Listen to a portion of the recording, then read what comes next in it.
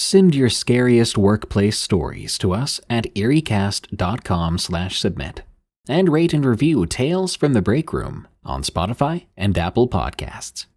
Thanks. Hi, welcome to Dead and Roasted. What can I get you?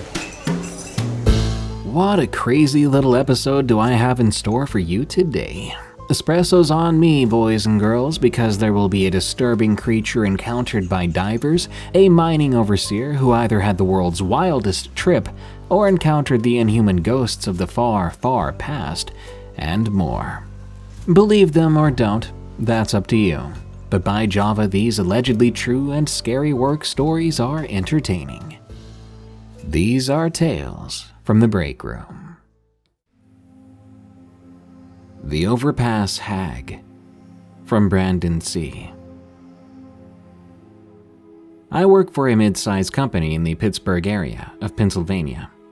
My job has me doing a lot of local deliveries to our customers who are within about an hour radius from the warehouse. This particular incident happened the day after Halloween this year. I was driving on the interstate, heading from downtown Pittsburgh to another delivery when I began to approach this red overpass. It looked normal and empty for a second, until I got closer and saw what looked like an old lady walking from one end of the overpass to the other, so I could only see her side profile. I wouldn't have thought much of this, except there were two things that seemed off to me. First, it was abnormally cold for this time of year, and we were actually having on and off snow flurries throughout the day. Second, she looked like she was dressed in clothes from a totally different time period. She wore plain beige and khaki-colored clothes and wore a matching shawl that covered most of her face, except for her nose. She honestly looked like she was centuries old. If you picture what people looked like during the days of the old country, that's pretty much how this woman looked.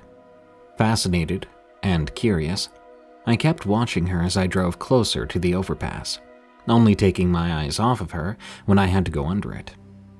When I looked in my rearview mirror for her, she was gone without a trace. The overpass was empty again. I honestly believe that I could have seen a ghost of a woman lost in time. Pittsburgh is a very old city with a lot of history dating back to before the American Revolution. I wouldn't be surprised if that particular stretch of road used to be land that she or her family lived on hundreds of years ago, and maybe she chose to stay behind with it. Trouble Comes in the Dark, from Dar. I work overnights at a lonely gas station in the middle of nowhere, along I-70 in Kansas. The closest things to our gas station are a small diner and several farms filled with nothing but corn. Needless to say, most nights are easy and quite slow sometimes. It tends to get boring, but for the good pay, I really can't complain. Tonight was a bit busier than usual because the closest town was having a festival to welcome in the upcoming holidays. I saw several teens from the local area selecting junk food, monsters, and a few other odds and ends. Older people dropped by as well, including a very familiar face. Eric. A man in his 50s approached me, straightening up his hair that always seemed out of place. At the moment, I was restocking Red Bulls. It's been a week or so, hasn't it? Has much changed? I shook my head, walking behind my counter, followed by the man. Absolutely nothing, Frank. Glad to see you. You going to the festival? He grinned and pointed at some Marlboros he wanted. Absolutely, even have Ellen with me this evening. Really a good place for a first date, isn't it? I shrugged, taking his change and handing it to him with the smokes. Yeah, I guess so. Been a while for us both, huh? He chuckled. Been a few years, I guess. Well, I best get going before she wonders if I fell through the floor. Have a good night, Eric. I bid my old friend farewell before going to stock the combos in the snack section. We always seem to sell those extremely quickly, oddly enough. The store was well lit and finally empty. It was a bit eerie after having been so busy, But that's how it went around here. I began to stalk chocolates, and my eyes haphazardly wandered up towards the windows. It was then I noticed a car with the lights off near the corner of our parking lot. It was a black Oldsmobile, nestled just out of reach of the light from the light pole nearby, and I couldn't identify it. I wasn't alarmed because it wasn't uncommon for passersby to stop for the night and sleep in the lot. What had me on edge was the fact that I hadn't seen them pull up, and nobody had come in asking for permission to stay overnight, and nobody else had come in to buy anything. I decided to keep an eye on it, and if anything suspicious occurred, I'm sure I could get to the back room, lock the door, and call the authorities. It definitely wouldn't be the first time, but I hope it wouldn't come to that. I picked up a case of tea and began to set up the coolers as I heard a bell go off. I turned to the entryway, where a man in his early 30s stood, looking disheveled and confused. "Welcome, sir." I kept my tone even despite being cautious, having never seen this person around here before. He didn't say anything to me, but glancing past him, I saw that car's door was now open. I realized he was the driver, and his silence was quite eerie, so I tried to start a conversation. "So, long night on the road, huh?" He kept staring for a second, before grabbing a bag of pizza combos and walking past me to the corner of the store. I assumed he just wasn't a people person, but the smell unfurling from this man was something astounding. It sent my eyes watering, and I tried to hide the look of repulsion, deciding I really needed to stay in customer service mode. Maybe this guy had fallen on hard times. "If you need any help, I'll be up by the registers." I grabbed the case of smokes, heading behind the counter to stock them. I heard the bathroom door close and the man muttering under his breath. A while had passed, I'd guess a solid half hour, and I still hadn't seen the man. I knocked on the door and heard mutterings from the other side, and I caught a few words. "Rob, steal, kill." I decided that was plenty enough for me. I bolted to the back room, locked the door firmly behind me, cursing that it was just a thin wooden door. The moment the lock clicked, I heard a thump against the door, furious yelling, continuous screams, blood-curdling and animalistic. I grabbed my phone, calling the local police who said they'd be there in 5 minutes. I prayed the door would hold up by then as I listened to this man, yanking at the doorknob and throwing his body weight against the door. I closed my eyes firmly and backed myself against the pallets. I hid behind a stack of soda. I heard more thumping. It was quiet for a moment, before a deafening sound rang through the cement walls, making my ears ring ferociously. I screamed then, and several more loud bangs rang out through the door before I heard familiar sirens and decided to chance it. I poked my head out of the crates, and I saw the eyes of that man staring at me through the new holes now decorating that door. Police entered the store, aiming guns. What the police requested next disturbed me. "Drop the gun!" The man listened, dropping the gun, laughing and holding his hands up as they began to cuff him. He was hauled out while my statement was taken, and the police gathered evidence. Apparently, the guy had been on quite a few hard substances. He had 2 knives on him and a gun at the time of his arrest. He was apparently planning to rob me and kill me, so I couldn't identify him to the police. Needless to say, the owners hired a security guard for the night shift, and we all got firm training on how to handle these situations. I never again thought the nights were boring anymore. Do animals have souls? From CharlieTuna. Let's just say I work for a state agency. I have for a while now. It's not glamorous, but it's also not dangerous.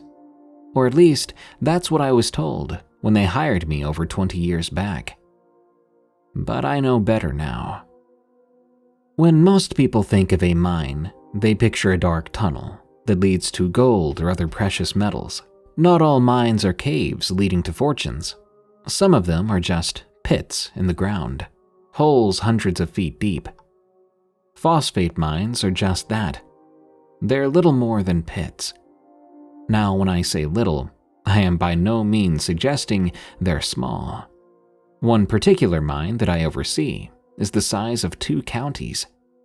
They're huge, and like I said, they're deep. That depth isn't just physical, it's also chronological. The deeper they dig, the further they reach back into the past.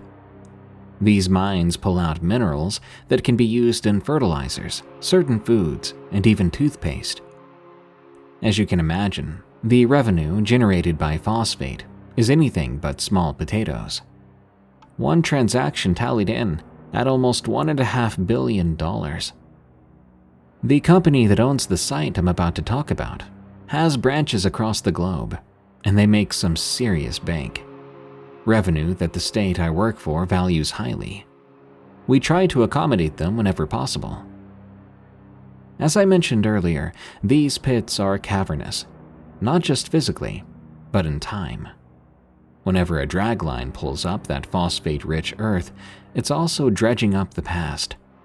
But as we all know, sometimes the past should be left buried. Then again, maybe not. I'm of 2 minds about it now. The past can show you the wonders, but also the horrors that came before you. In my case, it also stepped forward to make sure that I still had a future. Mine inspections are long, tedious affairs that can stretch on for hours. Hours out in the blazing sun or torrential rain. Hours spent so far out in the wilderness that you feel like you're in Timbuktu. No, that's not right. More like Timbuk 12. Such was the case in 2013 when I was deep in bum-f nowhere. Put it to you like this. We were over an hour and a half away from the nearest gas station. There were no cell towers. No anything. After chasing after mine superintendents all day, I was ready to go home. Something the taquitos I'd had for lunch told me was going to have to wait. Given our location, I was off to answer the call of nature. In nature itself. It wasn't the first time I'd had to do this.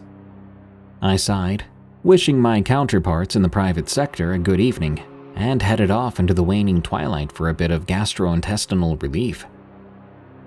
Night arrived far quicker than I'd have liked, but I also enjoyed hearing the surrounding woods come to life. I waited for a long minute, listening to the sounds. The wind picked up, changing directions. A growl caught my ear, and I turned to see what was behind me.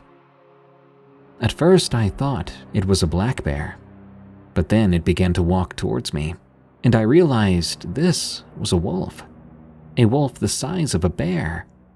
And it wasn't alone. There was more than one of them. A cold fog crept across the field, dampening my feet and legs. It caused a chill to run up the length of my spine, activating the natural reaction all mammals experience when they're being stalked. My body flooded with adrenaline. Every instinct I had was screaming at me to run, but there was a problem. The only direction for me to flee was into the forest. It entered the back of my mind, these animals now stalking me weren't ordinary wolves. They were dire wolves. What I was seeing had to be impossible. Dire wolves went extinct over 12,000 years ago. A vicious snarl behind me told me, whatever they were, I was on the menu. "This can't be happening," I said, clasping a hand over my mouth quickly to stifle my own stupidity. If those monstrous beasts pursuing me could not detect me by my terrified scent, they surely had heard me just then. Sure enough, I heard the pounding of paws. I turned and saw the beasts weaving in and out of the trees in pursuit of prey, in pursuit of me. Almost too late, I skidded to a stop in front of another clearing. It was at this part that my story veers into, well, the hard to believe. There was a small pond in the clearing, and I could swear at the edge of that small pond was a family of gomphotheres sipping water in the waning light. Rather than force you to look it up, gomphotheres are ancient relatives of elephants. The best way to tell them apart from their cousins is by the large, flat, shovel-like bottom of their mouths. Like the animals pursuing me, gomphotheres had faded into the mists of prehistory some 12,000 years ago. My mind reeled. Had I somehow been flung back into the distant past? Had these creatures been resurrected, brought forward to the present day? There wasn't any time to think about that. I have to get away from these things, I thought. Finally breaking into a full-out run, I made for the tallest tree I could find, and I began to climb. I tried to convince myself this was all some bizarre nightmare, that the razor-sharp fangs nipping at my heels were just a part of some fever dream that I would wake up from, that I would soon laugh about. So far, that wasn't happening. The pack was now at the base of my tree, catching wind of something else, and they began to peel away to pursue whatever poor creature had gotten their attention. Figuring it was some free-range cow or perhaps a feral hog, I breathed a sigh of relief. That breath died as soon as I caught sight of their new prey. A rhino? But it wasn't like any rhino I'd ever seen. It was squat, with short stubby legs, and had coarse fur covering most of its body. As soon as those fearsome canines closed in on it, the animal began pedaling backward, trying to escape its fate. There were no two ways about it. I was going mad. I had to be. Crazy or not, the natural selection theater being performed in front of me had not come to a close. Seeing that it had been boxed in, this rhino decided to stand its ground and fight. The massive animal thundered out from the undergrowth and began flinging the wolves around like they were chihuahuas. I'd have almost felt bad for them if they hadn't been so intent on making me their dinner just a few minutes ago. I climbed down at the worst time possible. The wolves, realizing they were outclassed, decided to return to their original target, me. Realizing my mistake, I made for the closest tree after that. And that's where I stayed for hours. No one knew I was still out here. The site was so far out in the boonies that I'd booked a hotel so I wouldn't have to drive 6 hours a day during the week-long inspection process. During those hours, I tried using my phone, but my battery ran out and it died. That's right, that's how long I stayed in that tree. Every time I started to climb down, I swore I heard rustling and sniffing sounds, making me think my pursuers were still there, waiting. Hour after hour passed. I wasn't even sitting comfortably on a branch. I was clinging onto the bark of the tree for dear life. My muscles were starting to give way. The hunger that circled below would only be sated with me as a breakfast platter, but I wasn't going to be able to hold on much longer. I would need the energy that was rapidly slipping away to try to get back to my car. With only the light of the moon lighting my way, I jumped down. As soon as I touched ground, I made my way around a group of palmettos in hopes it would slow my pursuers down a little. It seemed like a good idea at the time, but it ended up almost costing me my life. I did the most cliché thing imaginable. I tripped. Thankfully, I got back up and away before they could catch me. I was almost at the clearing where I'd parked my car when I tripped again. This time over something far larger. At first I thought it was an armadillo, until it stepped a little further into the light. Instead of having a shell made up of individual plates, this creature obviously only had a single hard shell. It made a marp sound and turned away from me. Sadly for the poor thing, this put it directly between me and those dire wolves. The thing marped again several times, in fact. It was obviously frightened and confused. This was a good thing for me, at least. Its parents had heard its cries and were coming to the rescue. To say I wasn't prepared for the sight of Ma and Pa Dillo would be the king of all understatements. These things were huge, like the size of Mini Coopers. The shock of seeing something so bizarre just a few feet away from me left me momentarily stunned. Their timing couldn't have been more perfect. The wolves arrived a heartbeat before they did and were a jaw's length away from my leg. Thinking the wolves were coming after their kid, the car-sized armadillos began making the same strange sounds their kid had, but their tone was different. They were deeper, more throaty. The weird creatures were angry. As far as they were concerned, this pack was attacking their child, and they weren't having it.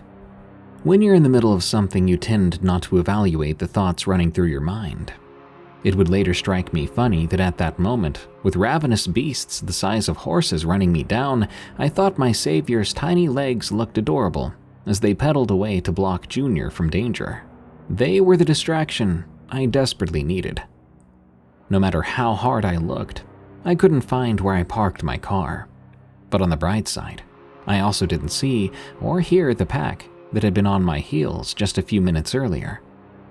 I clung close to the tree line as I searched desperately for my car. And there she was. The light of that baleful moon, now dipping toward the horizon, caused the dented outline of my Ford Focus to stand out. It was about half an acre away. I was going to make it, or so I thought. I then saw something moving out of the corner of my eye. The pack, or at least 3 of their number, stepped cautiously out into the clearing. I saw their heads turn towards me. They didn't seem aggressive. It was more like they were curious. They were closer to my car than I was. There was no way I could beat them to it. But rather than charge at me, they dipped their snouts to the ground a few times, looked at me, then my car. They then disappeared back into the woods. Afraid they were toying with me, I crept out into the open. I'd never felt so exposed and vulnerable in my entire life. But in the end, nothing happened. No sharpened fangs clamping down on my neck, no claws tearing at my flesh. But I knew just because I was in my car, it didn't mean I was safe. Remember, the wolves that had been chasing me were the size of horses. When I heard the engine turn over, I felt as if I'd won the lottery. The first thing I did when I made it back to the hotel was call the superintendents and managers, canceling the day's inspections. I needed some time. Not just time to rest, time to process what I'd been through. I've never been particularly religious, but as my life returned to normal, I found myself wondering, do animals have souls? Were those shadows of creatures who had passed away millennia ago? If so, why did they include me in their ancient game of life and death? What had happened to me? I told the superintendents and managers that I'd render my decision by the end of next week. I spent the next few days mulling over what I'd experienced in my mind. I went over their permit requests and looked at other acreage up for development. I always hated that word, developed. If anything, the phrase should be destroyed. I'd been worn down by bureaucracy, but my salvation by those massive armadillo-like creatures had reignited my desire to protect my state's wild places. As I said, the area the company wanted to exploit was way, way out in the sticks. There's always another option, I told myself. As it turned out, there were several acres under consideration for development by the company within areas close to pre-existing mines. They didn't need to reach this far into the wild. The more I thought about it, the more it occurred to me that this was probably an effort to create a toehold in the area. This would make it easier on them to begin mining the entire region. I started typing. Upon review of existing Company A properties, development is denied. It is recommended that Company A cultivate and expand on existing properties. I'm set to retire in a few years. I'll hold them, and those like them, off for as long as I can. I hope those that come after me will follow my lead. Typing errors. From Sarah J.R. I work at a small family business in the middle of nowhere. I've worked here for 4 years, and I've never experienced anything paranormal. Anything I can't explain. The worst of it was the occasional trespasser, which isn't part of my job to deal with them. I work in the same company as my mother, and as I can't drive, she had always been my ride home. Even though I don't live with her, it still managed to work out. She's very important when it comes to her job, traveling around with our boss to meetings and events. That day, she went to a meeting around 2 p.m., telling me that she would be back at 6. That's the time I'd normally finish up anyway, so I wasn't really bothered by that. But instead of coming back at this time, she came back at 7:30 p.m., which caused me to wait alone, so all other employees finished at around 6 to 6:30 p.m. She did let me know, but I had to close up the building as no one else was working at the time. Once the doors locked, it would automatically set an alarm to the door, which was connected to the closest police station. I closed up around 7 p.m. and went to wait in the car. She had parked close enough to the building that I could still see some of the computers inside. Once the doors were locked, there are these green lights in every room, motion detectors to be more specific. I was blasting my radio, not really paying attention to what was going on around me. No other cars in the parking lot, as I was the last person outside. By the way, the company I work for is a construction and haulage company, so there's a lot of land around us. Most of it's dug up, ready for sale. But where the car was parked, it was too dark to see much of anything. All I could really see was the building I'd just locked up. I couldn't really see the workshops or the other buildings. Plus, all the lights were off in the car. That's when I saw the figure in the top story window of the building. I panicked, because at first I assumed I might have locked in one of the cleaners. But the top floor is for confidential old files. The only people who could get in there would have been at the meeting my mother went to. No one had come in anyway, because it would be impossible to. As I said, I locked all the doors. I'm pretty sure I'd checked the building before locking it up as well, and I didn't see a single soul in any of the offices. I told myself it was impossible that someone could be up there still without the alarms going off. This person, or something else, I'm not really sure, soon moved away from the window. Or at least, they seemed to move away. For about 5 minutes, I sat in the car, doors locked and music off. I just stared at that top window where I'd seen the figure. But nothing was there anymore, and nothing came back into sight. I tried to distract myself, hoping that maybe it was the tiredness. It was a long day. I rubbed my eyes and tried connecting my phone to the car to calm myself down. But it wouldn't connect properly, and would just play static. My phone was old and due for an upgrade, so I assumed it was just that. Though I couldn't drive, I knew how to start a car. I did so, turning on the lights and the heater. Having some light around me would ease my paranoia. I then exited the car to get into the driver's seat. And what I saw will chill me forever. I was standing outside, nothing around me but the car to my left side. I was shaking, just watching what was in front of me. A figure opened the door to the building and started walking towards the quarry at the back of the building. None of the alarms went off. I swear, to this very day, I had locked everything properly. I don't know what that figure wanted, how it got out without setting off an alarm. But nowadays, I've seen him a lot. This story was just our first encounter.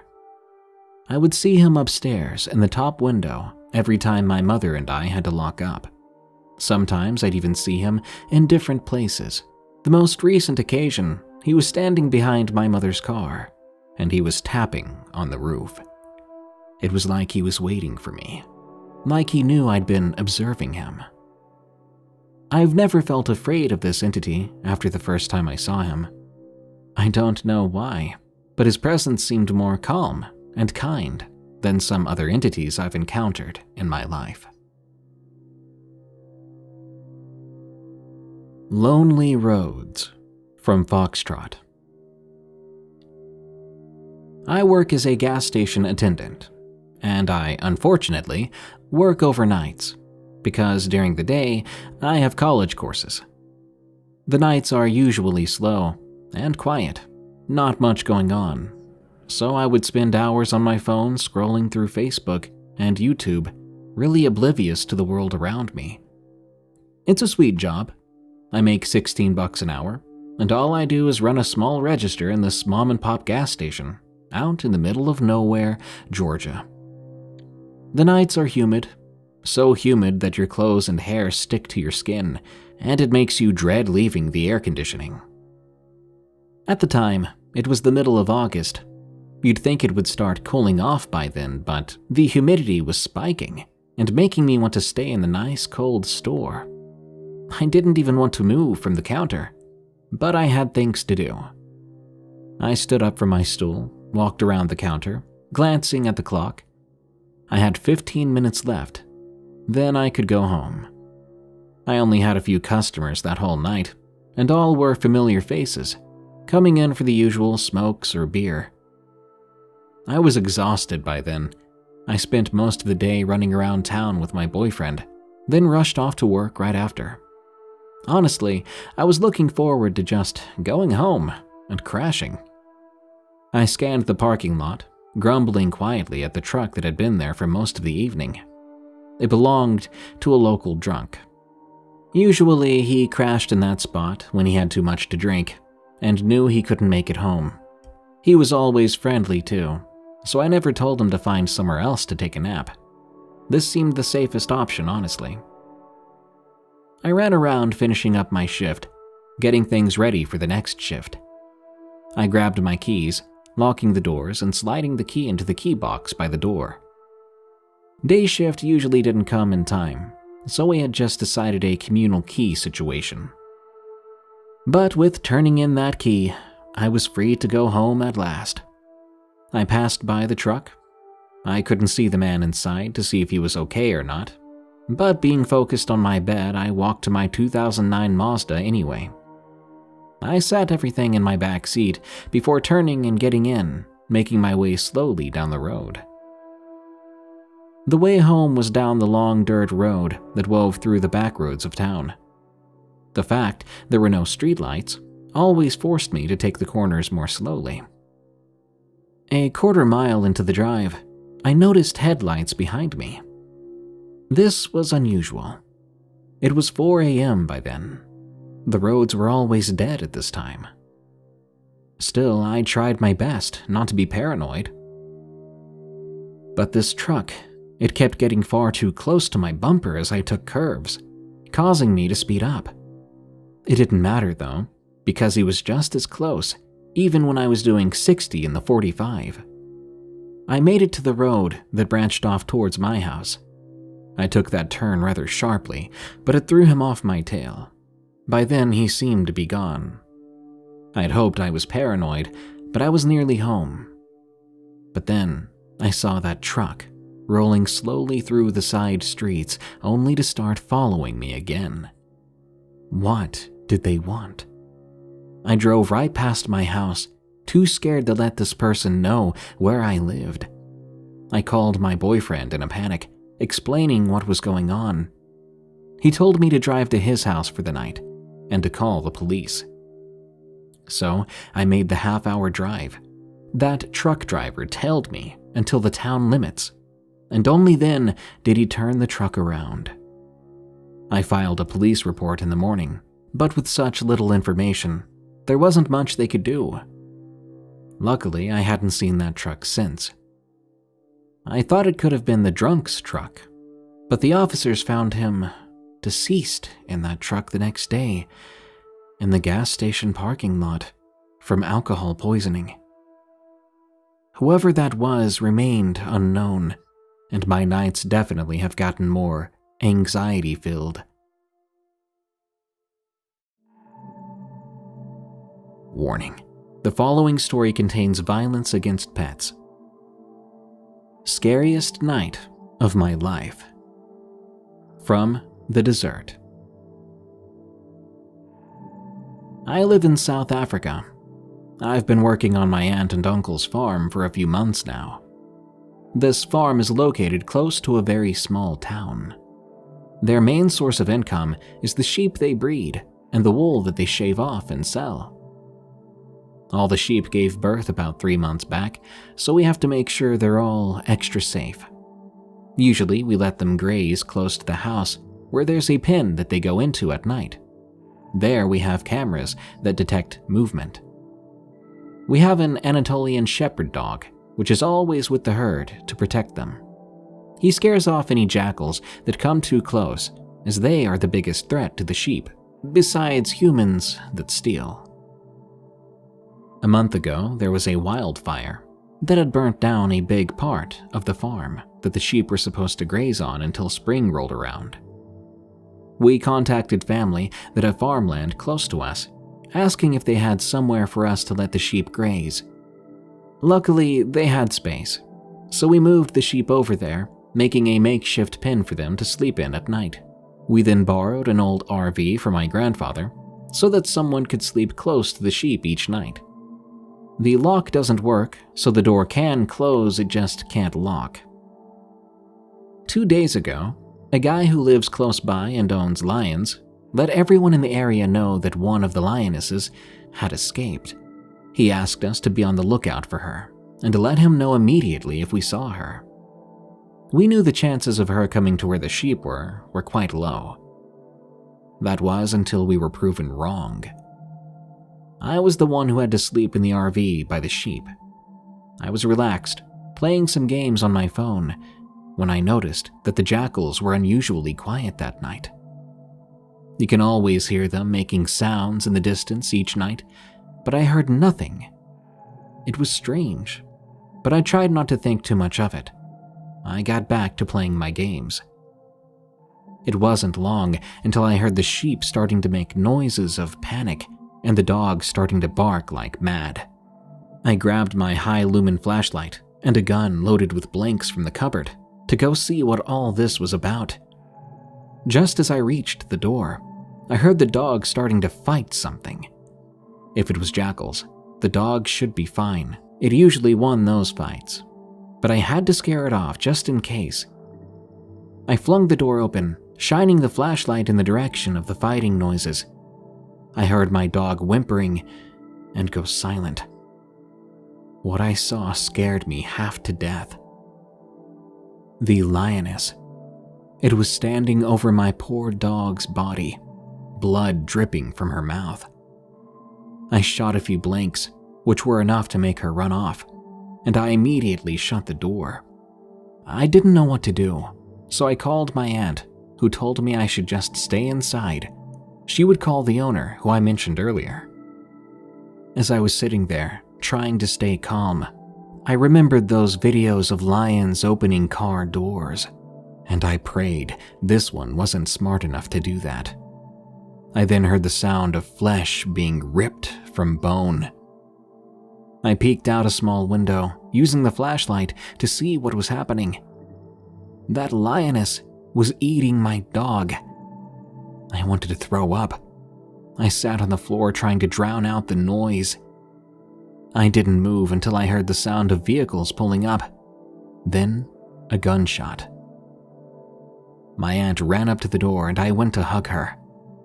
The man, the owner, was now loading the tranquilized lioness into a cage on the back of his truck. She would be put into a more secure enclosure now. But that doesn't really take back the death of our dog. My aunt decided to give me a few days off to recover from the shock and not being able to sleep. But even when I do have to go back and have to sleep in that RV, I refuse to sleep in there alone. Quick note from the narrator here. I don't know what Convict Fried Chicken is. When looking it up, I get a restaurant named Conviction Chicken, so maybe that's what they're referring to. Or maybe it's a code name so that you don't know exactly where they worked. Anyway, here's the story. Convict Fried Chicken.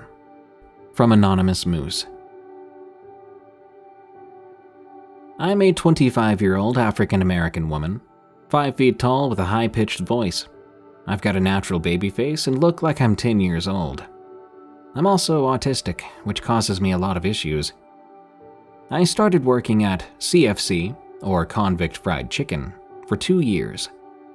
The first red flag was that they hired me on the spot. No questions, no background checks, nothing. This comes into play later. The first creeper I met was assistant manager, Al. I met him on my first day, and he made me extremely uncomfortable. He always walked a little too close behind me, constantly asking inappropriate questions, making horrible jokes too. There's another girl named Liz. Liz was around 20 and going to school for cosmetology. Liz always came in late to work, even though she lived just down the street. On one occasion, our head manager asked why she was always so late. Liz replied it was because she had an important job to do. Then she put her hands on her hips. Then the head manager laughed, asking if it was a blow job. Liz laughed uncomfortably, saying no, then walked off to do her duties. I tried to keep my distance from Al. Something about the guy made my skin crawl. Despite me trying to avoid him, he would always put me to work in areas close to him. I would frequently see him staring at me from the corner of his eyes whenever I bent over to restock something. Despite me being new, he would constantly try to get me to stay late with him. If I ever replied that I didn't think I could work late, he would creepily giggle, lean in close to me, and say, "Come on, I know 100% you don't have anything to do today." His lingering gaze freaked me out. I looked away from him and agreed to stay a few more hours. After that, I tried to keep my distance from him. A week later, we got a new manager. His name was Stanley. He was there to keep an eye on Al because of other reports of harassment and being inappropriate with female staff. Stanley would always call out Al for his strange behavior, like trying to make me do work I wasn't trained to do, and watching and walking too closely around the female staff. A week later, Al had been transferred to another CFC. Stanley was my favorite boss. Sadly, he was only there temporarily. I ended up getting a new manager shortly after. I'm just gonna call him Mr. Krabs. He was very tight with money, always hiring people with no background checks. The next guy we'll call Purple. He was a very skinny African-American man in his late 30s or early 40s. The first time I met him, Mr. Krabs introduced him to me. For our morning shifts, we would usually have 3 to 4 people. Enough people to cook, make sides and clean, work the assembly line, manage the drive-thru, and deal with the dining area. The first time I met Purple, Mr. Krabs introduced me as such. "Purple, this is Moo. She's one of our hardest working employees.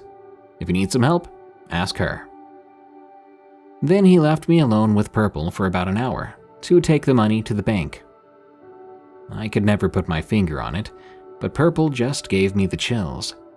Everything in my body told me to stay away from him, but I could never prove that anything was actually wrong with him.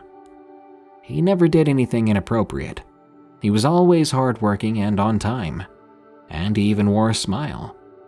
But that uneasy feeling never went away. For 2 weeks, I ended up leaving for a trip with my sisters. By the time I came back, Purple had stopped coming into work. A week later, while eavesdropping and setting up the assembly line, I heard Mr. Krabs talking to a night shift employee, explaining why he needed him to work mornings. Apparently, Purple was arrested for attempted murder. I never did hear anything else, except my boss mentioning rehiring Purple if he did get out. I didn't like that. After that, I decided to keep a switchblade and taser on me, just to be safe. Stanley was still working with us until we had enough staff again. We ended up getting another cook. Let's call him Bomb, because he was ready to explode any minute. I swear this guy must have been bipolar. One minute he'd be happy, and then anything would just set him off. Whether that was a customer, Stanley, or Mr. Krabs explaining what he did wrong. He would have horrible tantrums, cussing them out and storming off. Sometimes he would disappear for 2 to 3 days, then return like nothing ever happened. Due to us being short-staffed, Stanley didn't want to fire him, since he was our only morning cook. Now, our CFC is located in a small Texas shopping center. As I grew familiar with the other workers there, I found out Baum had worked in other areas, but apparently, he would quit for strange reasons. He worked at a CBD shop holding a sign. He only worked 3 hours before quitting because he didn't like people seeing his face. Others said he was just fired. That's believable. His outbursts and tantrums and odd behavior continued at our CFC. More time passed, and Baum began getting inappropriate with me, asking personal questions like my age, my address, when I came to work, if I was single, whether I had another job, and if I did, where. I kept my answers vague, but then he would ask me out in odd ways, talking about liking how I clean. The day this started, thankfully, my sister texted me, needing some babysitting help right away. I remember smiling and telling Baum I stay busy helping family with kids. Stanley overheard and told Baum to leave me alone. Later, while cleaning for the shift change, I had some headphones in while mopping. Distracted, all of a sudden, Baum came up behind me clapping, stomping, and singing something in Spanish. Due to my autism, loud noises like that freak me out. I dropped my mop and stumbled back, but he just giggled and smiled, loudly saying, "I like the way you clean," before walking off. A week later, Stanley transferred. Unlike Stanley, Mr. Krabs refused to tolerate Baum's behavior. After another tantrum, Mr. Krabs took Baum off the schedule. Apparently, Baum didn't get the hint after a couple of weeks without work. Next payroll, Baum didn't get paid. One day he came in wearing a hoodie, storming up to the counter, demanding to talk to Mr. Krabs. My boss told me to ignore him and went to handle Baum. After firing him, Mr. Krabs had hired a new worker, a short Hispanic grandma. We'll call her Granny. She had an "I can do anything better than you" attitude. Later, Granny and I heard yelling and door slamming up front, where Mr. Krabs and Baum were. My boss proceeded to lock the lobby doors, telling us we'd only be doing drive-through for the day. At the end of the day, preparing for the shift change, Granny took out the trash. She thought that our boss had just forgotten to do it. When she came back inside, our boss pulled her back in quickly, closing the door. He proceeded to tell us not to go outside alone for a while. Apparently, Baum had threatened Mr. Krabs, saying he should watch his back, and that Baum had friends in certain areas. He then promised he would get back at him. That day, my sister picked me up instead of me walking home, and I kid you not, I swear I saw Baum in a hoodie in the back alleyway as my sister drove by. He seemed to be waiting. Come to find out, Baum slashed my boss's tires and left no trace, since our cameras outside don't actually work. With no proof, nothing could be done. I ended up leaving a year later after being denied a promotion due to my autism, but they still gave me the responsibility of the promotion, so that was great. I found out later someone there had been embezzling money, but that's another story. It just goes to show you, always watch your back and the people around you. You never know who might be a wolf in sheep's clothing. For now, I think I'll stick with Popeyes.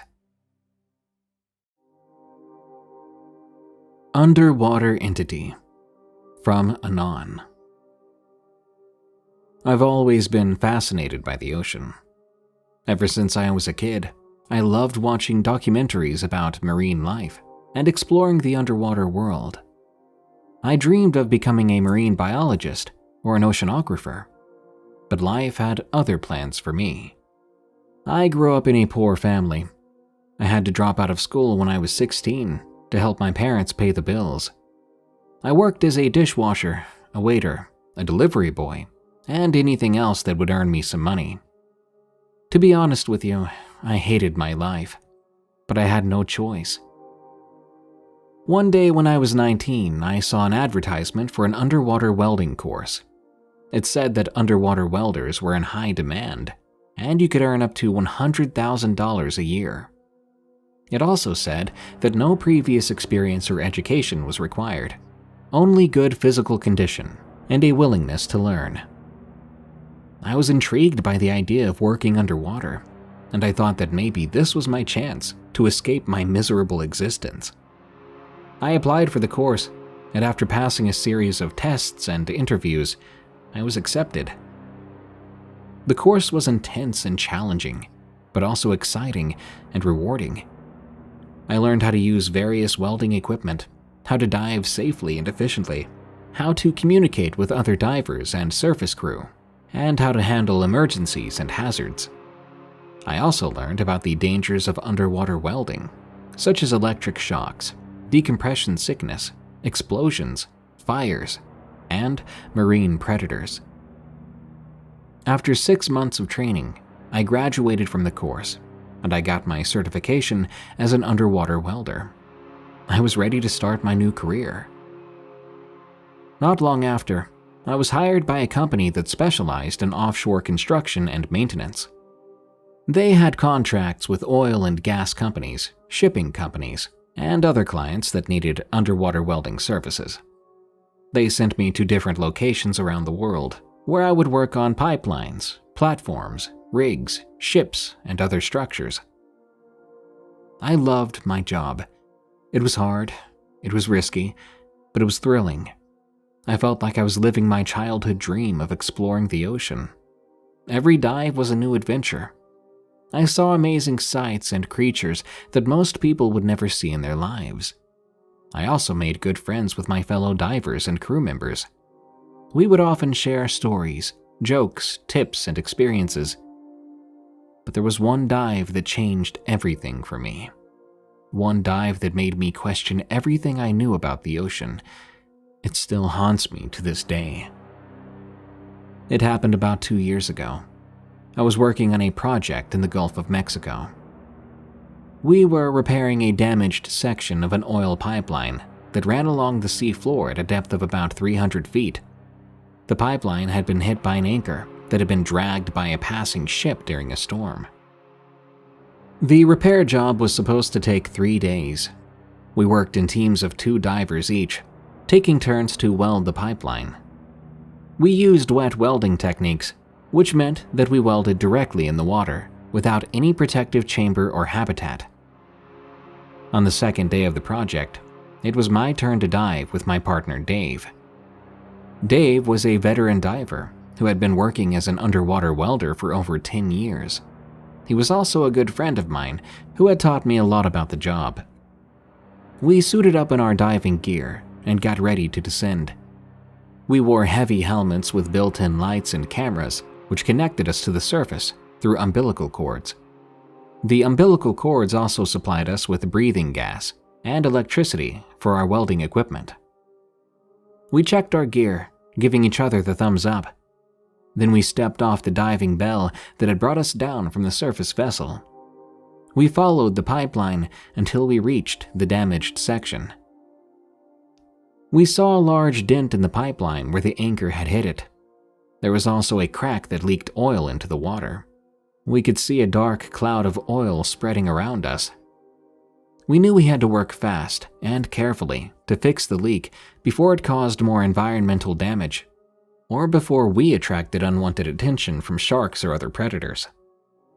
We set up our welding equipment near the crack. Dave went first.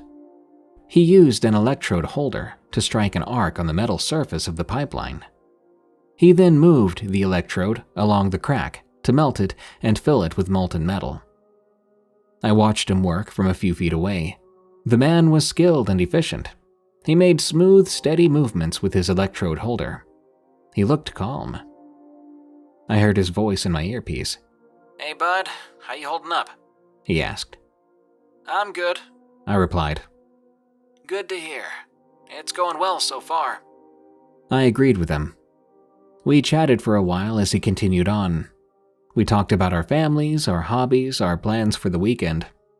We tried to keep the conversation light and casual to ease the tension and boredom of the job. We also checked in with the surface crew every few minutes to report our progress and status. They monitored our vital signs and gas consumption, and even our depth and time spent.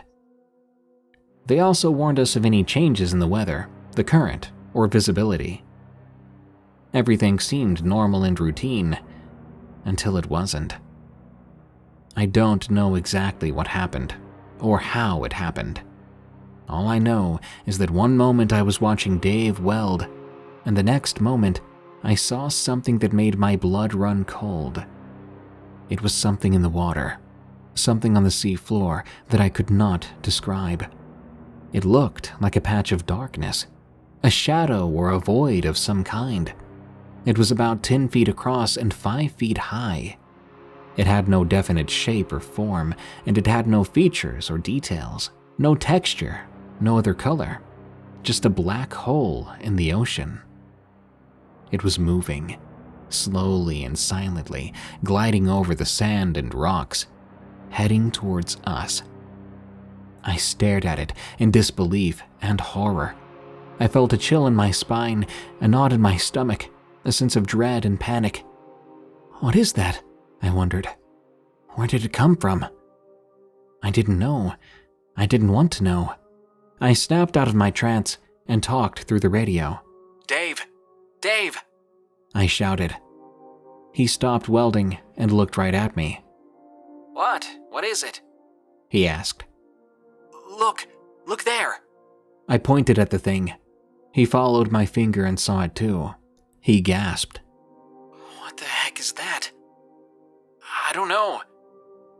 Is it alive? I don't know. We both stared at it for a few seconds, frozen in fear and confusion. Then we heard a voice in our earpieces. It was the surface crew. Guys, we have a problem. What is it? We just lost contact with the other team. What do you mean by that? They're not responding to calls. Their cameras are offline, their vital signs are flat. I felt a surge of shock and worry. Dave's face showed that he felt it too. What happened to them? We don't know. They were working on the other side of the pipeline, about 100 feet away from you. Dave and I looked at each other again, our eyes wide. Could it be related to that thing we saw? Could it have done something to them? We didn't want to find out. We need to get out of here, Dave said. We packed up our welding equipment and prepared to leave. But before we could move, we heard another voice in our earpieces. It was not the surface crew. It was unlike any voice I'd ever heard, and I don't think it was human. It was something else. Something that spoke in a low and raspy tone that sounded like metal scraping against metal. Something that said, "Stay." I felt a jolt of terror. I looked at Dave, hoping that we had misheard or imagined it. But we hadn't. We heard it again. "Stay." We guessed it was coming from that thing on the sea floor. But how could it possibly tap into our radio frequency to communicate with us? Dave and I did not hesitate any longer. We turned around and swam for our lives. We swam as fast as we could towards the diving bell, hoping that it was still there and that it would take us back to the surface safely.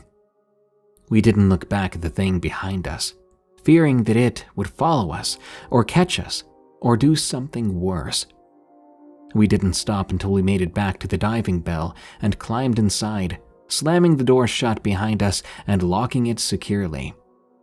Dave and I breathed a sigh of relief as we saw the diving bell beginning to ascend, leaving behind the dark depths of the ocean floor and its horrors. We made it out alive, but it would look like we just barely did. We were shaken and traumatized by what we'd seen and heard. Neither Dave nor I could explain or understand it. I couldn't forget or erase it from my mind.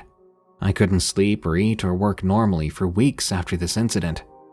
I had nightmares and flashbacks, even a couple of panic attacks. I never did learn what happened to our colleagues down there.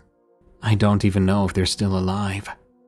This was a job I never thought I'd quit, but the thought of having to go back on the sea floor, possibly encountering that thing again, I'm sad to say that I quit. It's been 2 years since the incident. I don't think I'm the only one who knows about it, and I'm not referring to Dave. Dave found out that there have been other incidents involving underwater welders and similar anomalies. So God only knows what's truly happening in our oceans. Dave says there's something wrong with the ocean, something that's beyond our understanding and control, and whatever it is, it's hostile. Tales from the Break Room is a viewer-submitted podcast featuring allegedly true scary stories that happened on the way to, on the way from, or at work. If you want your story to be narrated on the show, send it to us at eriecast.com/submit. As of April 14th, we're paying 3 cents per word for stories that are approved and make it onto the show. Submission does not guarantee approval or payment. For a limited time only, PayPal only. Tales from the Break Room is an EerieCast Network original podcast hosted by Darkness Prevails. You can follow him on Twitter at Dark Prevails, and you can hear thousands more stories read by him on our other show, Unexplained Encounters. If you enjoyed this episode, please follow and rate Tales from the Break Room on Spotify and Apple Podcasts. You can also enjoy plenty more horror-themed podcasts at EerieCast.com.